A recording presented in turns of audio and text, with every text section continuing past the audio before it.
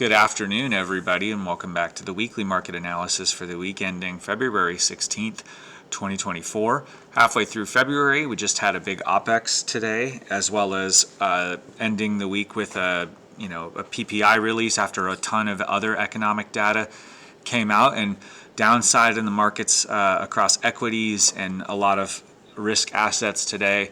And so the question that we're asking is now the time for a correction? And so I'm going to lay out the bearish case and the bullish case here in this video. But before I do, I'd like to remind you to hit the like button and subscribe to the channel if you enjoy the content. You can also follow me on Twitter at Mr. J. Thomason. And you can also subscribe to my weekly newsletter. It comes out every Sunday morning at befinanciallyfree.substack.com. That is absolutely free for all subscribers, but you do have to be a subscriber. You can go find the links to both my Twitter and my Substack in the link. The links are attached in the description of the video below. So we'll start off with S&P here. S&P futures. We are looking at the price getting pretty close to this really important ascending trend line. We did pierce down intraday on Tuesday on the CPI data release, but closed above it and then bounced.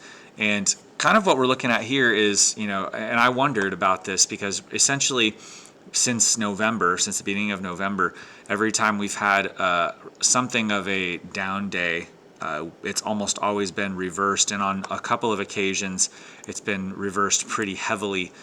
So obviously we had early November 9th, we had December 6th, we had December 20th, we had a couple of days at the beginning of January we came down and then just boomed up from there, January 17th, and then a big boom up January 31st, and then a huge couple of up days. And then it looked like this is going to be more of the same because we had a big down day on CPI on Tuesday this week, and then it took us 2 trading days to get those back, as well as close at a new closing high on the S&P futures. And so kind of just looked like it was another situation where we're off to the races, where the dip was bought and everything looks fine right now. And then, of course, we had PPI today. We had a couple of different things going on. We had the PPI come out. We had different Fed speakers, including Powell, I believe, today. It might have been yesterday, but we had a bunch of Fed speakers. And the markets, the intraday, if we pull up the intraday chart, it was just really interesting. We on the PPI data release, you can see towards the left side of the screen, just a really big down move, which we then bounced off of and then ended up coming down. Basically, like once the trading day started, we sold off really hard, and then at about 7 o'clock we bottomed on the S&P, bounced up, almost got to where we got almost all of the PPI loss back, came down, and then boosted up from there. And by the way, when I said 7 o'clock, I was using Pacific time. That's where I live. And then we ended up closing the gap and turning positive on the day. And then gave it all back towards the end of the day. And obviously we've closed the week down. S&P futures were down over 26 points. So it was just a really interesting day. The NASDAQ chart, more of the same. The Russell chart was really interesting. Huge sell-off, which I kind of expected. I kind of feel like I was the only one who was expecting hotter PPI data, but that's neither here nor there. But the Russell, we didn't really get that same kind of down, up, down, up, down. We got instead down and then up, grinding higher all throughout the day. And then right around the same time that the NASDAQ and S&P turned, the Russell turned down and never really looked back from there. A couple of things that I want to point out, because I think what we'll do is we'll try to start with the bearish case. So I'm going to pull up here our MACD and our RSI charts here too. So if I pull up the MACD and make it bigger, you can see here, I noted this on Twitter, we had 1, 2, 3 divergences play out, bearish divergences play out on the MACD histogram. And it looked like, actually, technically, this one from yesterday was positive as well. So this would technically be the fourth in a row, which is just insane, that many times where you have price making a higher high, but the MACD histogram making a lower high. And then, of course, we had one, two, and then technically a third barely on the signal lines. That was a bearish divergence. And again, that's, well, actually, I guess that's technically just one right here. One on the signal line.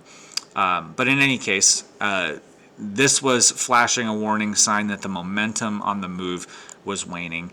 And then when you pull the RSI up, and actually I'm going to have to adjust this.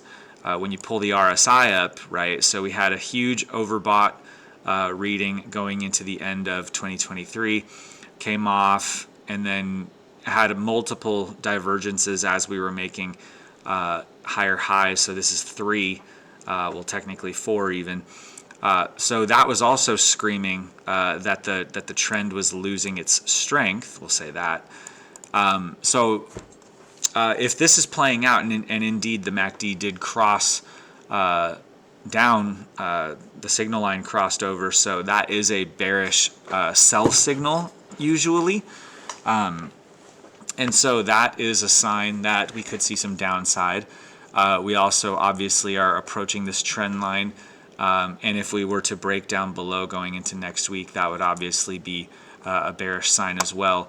Another thing that I think is concerning is while volatility did come off from where we spiked on Tuesday, we spiked to above 18 on Tuesday intraday. And despite the fact that we're down from that level, volatility was up 10% this week, which I guess is not that much because we're starting from a low number. But the concern here is that volatility, I mean, if you just look, let me get rid of that. If you just look, basically ever since mid-December, volatility has been making higher lows, and we've been spiking slightly higher every so often. And so the concern here is that, when you've got, price action has been moving up generally, obviously, since the end of December. But when you've got the markets rising and the VIX rising, volatility increasing, that's concerning. So I'm not at all surprised that we got another little spike here, but I think that we need to have some caution going forward that volatility might be picking up from being at this pretty amazing low level for some time. So I think that's a concern. The breadth has been kind of on the decline. The trend is down on the short-term breadth, both on the S&P, the NASDAQ, even the Russell. If I go to the Dow, right, and then if I look at the Russell 3000, which is the 95% of the stock market, we dipped a couple of times below the 50 level, but the trend is generally down, although we are up higher than we were before the week started.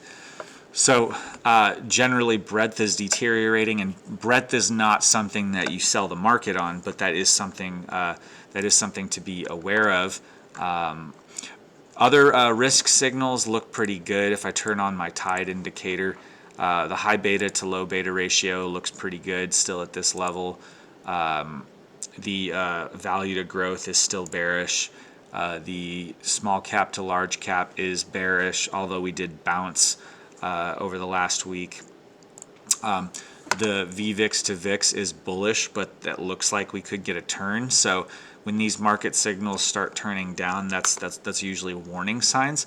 So getting a third out of 4 to turn bearish could be a problem. So I do want to call that out as well.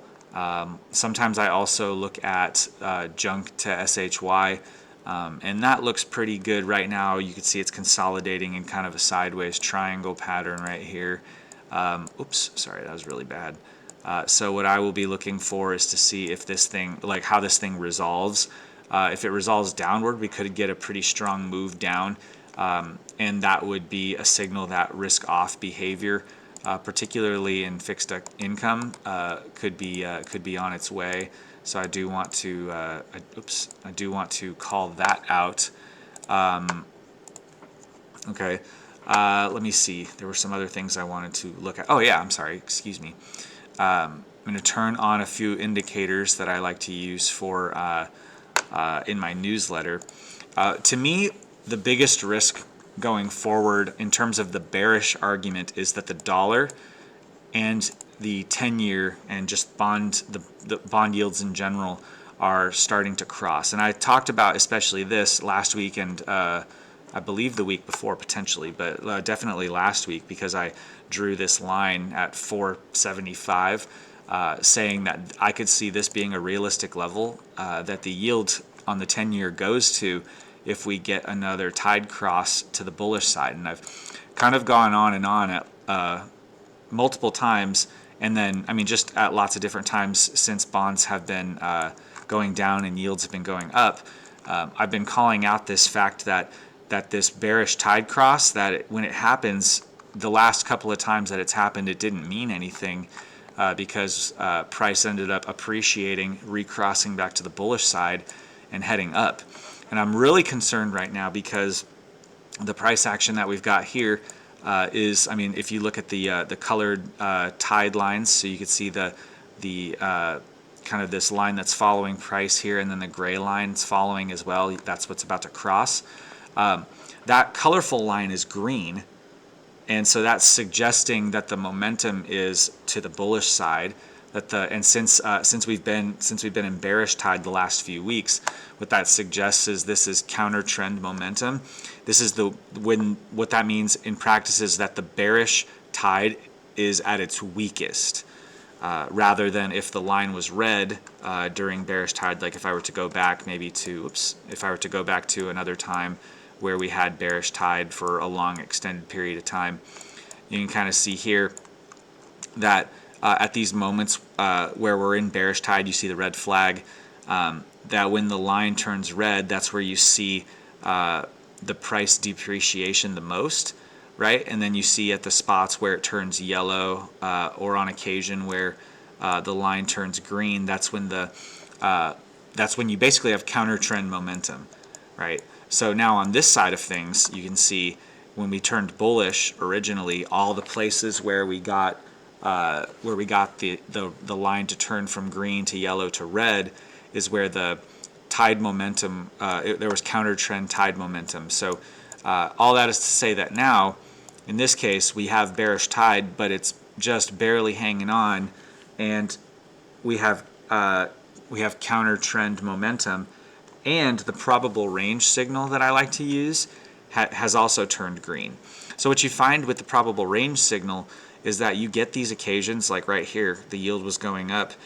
It'll turn yellow on declines in this case, but a lot of times if it's going to continue back to the upside, it'll turn green again. And you see the same thing when you're in a bearish probable range. You'll see it'll get yellow and then go back to red. So the fact that I guess my point is that if it's red, it can turn from red to yellow back to red pretty easily, but turning from red to yellow to green is a pretty important signal. And so to me, this is suggesting that the tide cross, unless yields collapse next week for some reason, this is going to turn. The dollar also it looks like over the next week, unless the dollar really collapses, this also is going to cross to the bullish side.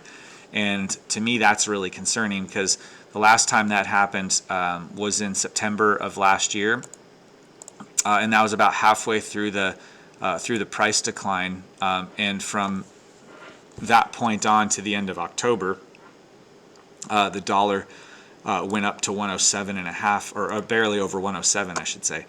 And so I think as far as the bearish argument goes, the biggest risk going forward is that these tide crosses, or these potential, I should say potential because they haven't crossed yet, these pending potential tide crosses in the dollar and in yields are that they will actually come to fruition, and that they will be a sign of upside momentum in both the dollar and the yield, which is going to be it's going to put pressure on risk assets. Okay, so so there's that. The other thing that I want to look at is I'm going to pull up my inflation charts for just a moment. We'll look first at that's the wrong one. So here we go.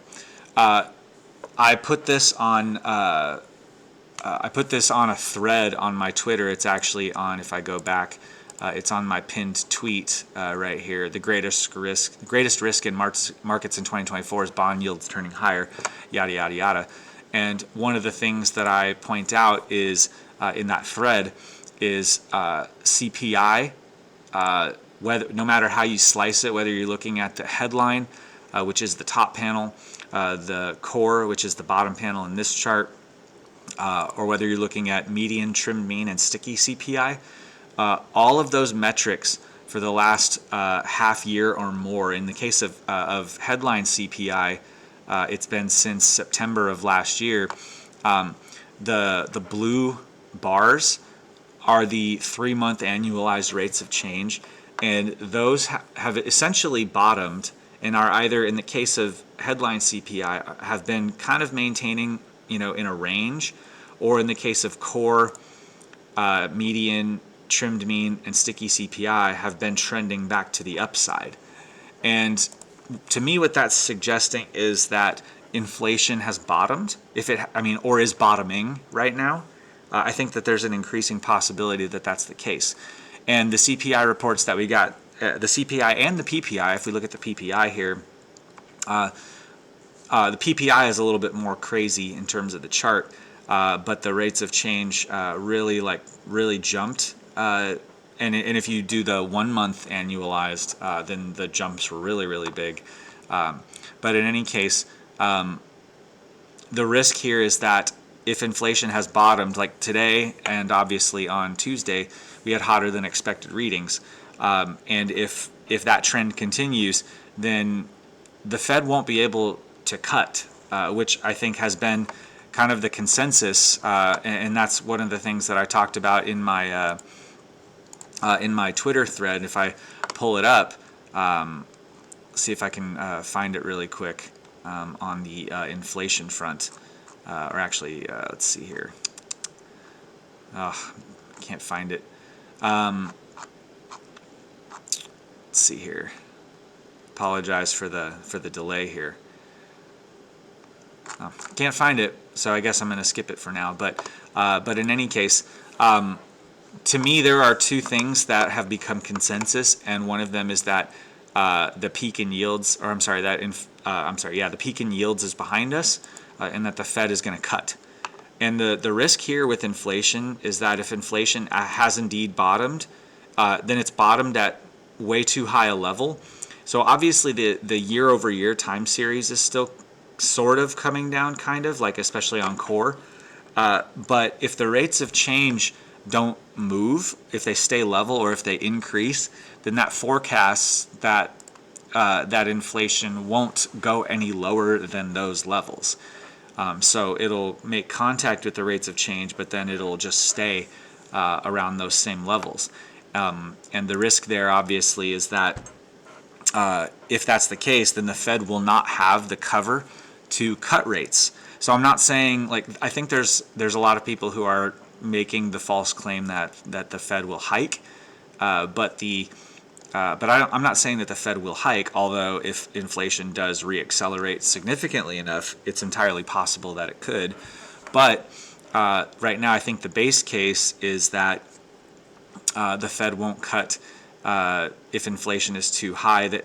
So we have to price out all those cuts. And at one time, if you remember at the beginning of this year, there were something like 7 cuts that were being priced into the market, and they were expecting as soon as March. Now we're talking about not being sure if they're going to even cut in June.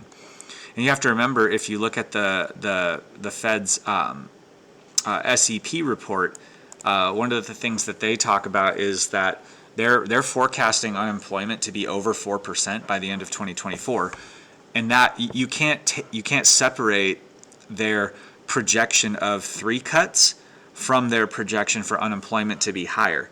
So you have to ask yourself, well, why would, if unemployment stays low and inflation is high, then you have to wonder if if the base case is still that cuts will happen. And jobless claims, while like continuing claims are higher, initial claims are still staying at record, like near historic lows. There's not really anything that suggests that labor is going to break down anytime soon to cause a unemployment rate over 4% right now, which would obviously contribute to the economic weakness that would be required for the Fed to cut. All right, so if employment stays hot and if inflation stays hot, there will be no Fed cuts. So I think that that's a concern here, right? So all of that, like a lot of that is medium and long-term stuff. So it doesn't really have a ton of bearing necessarily on what happens over the next week, especially considering next week we have a shorter trading week, and there will be some data that's released, but not nearly as much as this week. And I think we might get Fed minutes. That might be a catalyst this time over the next week. But right now I think in the medium term the risks are pretty high that if the yields go up and the dollar goes up, it's going to put pressure on markets. And if the Fed isn't cutting, and if cuts continue to get priced out, I think that's also going to put pressure on risk assets. So anyway, long-winded way of saying that I think that there is an increasing risk of downside in markets. Now, I don't know if it's going to happen next week. I think another caveat here is that we just had this OPEX, and there has been some discussion by people who are into the options market about how there's been a lot of gamma that's come out, like long gamma that's come out of the market, and that leaves kind of a window open over the next 2 weeks for the market to decline. And so that'll be something that you kind of have to wait and see where the options flows go. So there's that. Now, on the other side of the coin, what about in the near term would suggest that that markets are going to be fine and that this selling isn't really anything to be concerned about? So for the bullish case, if we go back, I'm going to turn off the trend lines here for a second. If we go back to the S&P, what do you notice? All right, we're in bullish tide, and the probable range indicator is green. And then if we add another layer to this, something that I use in my my risk overlay that I use here, which is my systematic way of knowing when it's safe to be in markets or not, and to what degree it's safe to be in equities. I'm using that overlay here in this chart, and one of the things that I look for is, as a clue, is do we start getting yellow candles? We're green right now. Do we start getting some yellow candles? And despite the drop today, the S&P has a green candle still. Now the NASDAQ closed with a yellow candle, but it also closed with yellow candles in December and in early January. And of course, we know what's happened since then. But that, to me, on the NASDAQ, that is a cautionary tale. I do want to be aware of the fact that we did get a yellow close here. But then on the Russell, still green. On the Dow, still green, right? And that goes for the probable range signals too, as well as being in bullish tide in all of those indices. So, the overlay that I have here, it takes into account all kinds of things, momentum, strength, and the like. And then, of course, I've got my tide indicator and the probable range indicator as well. So, like in those situations, like everything is bullish, so the probability is more skewed to the upside. Of course, things can change, right? And these overlays are designed to show you that things are changing. So the tide line is turning yellow, or has turned yellow. So there is some caution on the trend momentum, right? But I just want to show you as a case study, if you look at how this overlay, or how these various indicators dealt with the correction from the end of July to the end of October. Right, so we got a couple of yellow closes. We maintained that yellow. You see the probable range, except for one spot, turned yellow. And then you see both the overlay and the probable range turn red. And then eventually the tide momentum turns red, right? Then back to green and yellow, but then back to red. So the signal here was, hey, like the price action here is suggesting that things aren't looking so good. And actually, the way that I use this, the best signal was actually, I'm going to have to put this back on. The best signal was right here. And the reason why is because we went to bearish probable range and then went back to a neutral probable range for a day and then went back to bearish probable range.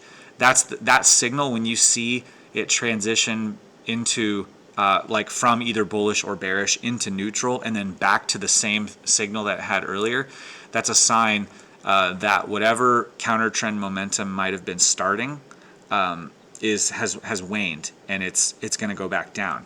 So in this with these signals, this right here would tell you to sell, and you could have taken advantage of a pretty substantial drop from that spot. Right, so it's really useful, right? Having these overlays, having a process. So obviously, highly recommended, and you can obviously follow my newsletter where I share those insights absolutely free.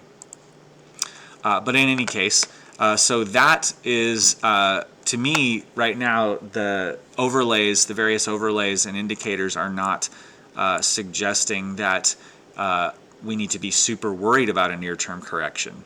Another thing that I would say, to go back to these charts, I've been talking about this for a bit on social media.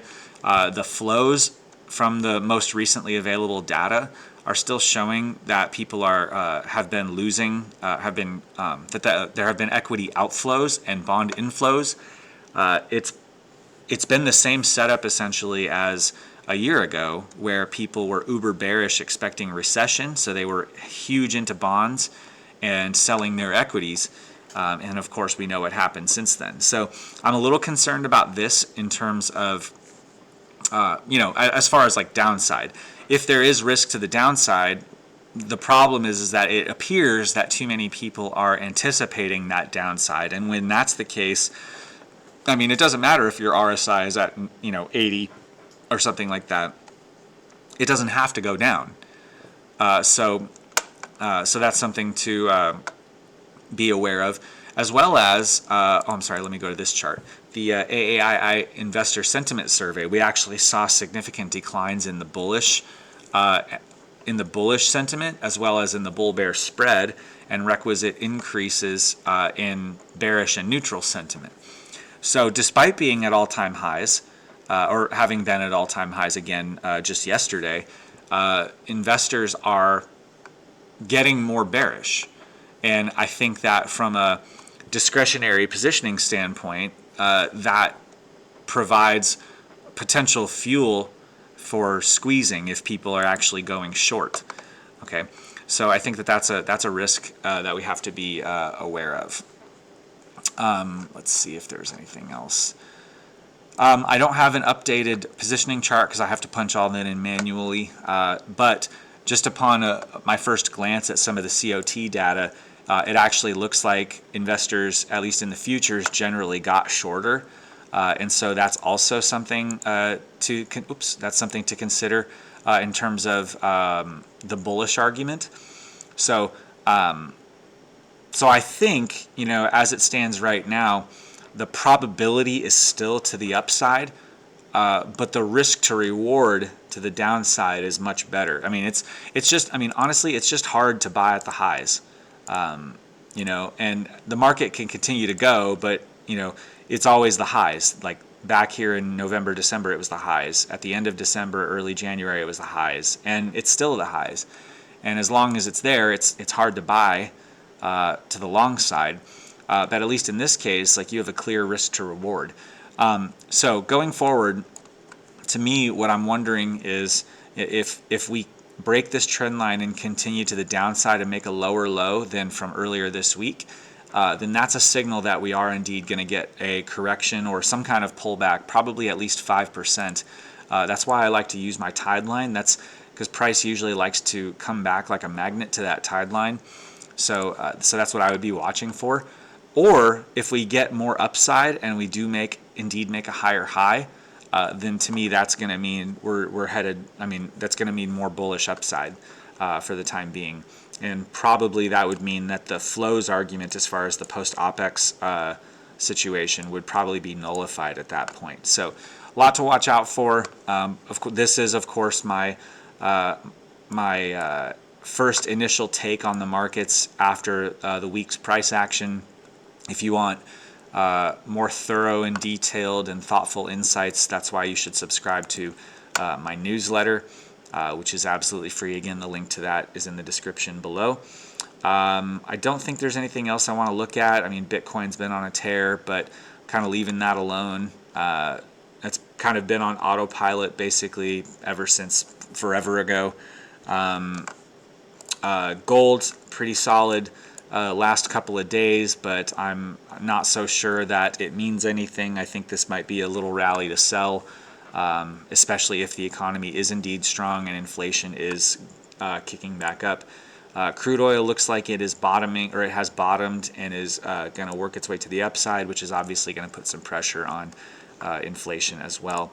And this will be something that I watch for too. If we get another tide cross on the yield curve, the 10-year 3-month, we're long awaiting this thing to normalize and go back to revert back to above zero. Once it does that, that maybe that's going to be a good thing. Maybe it means a recession. I'm not really sure.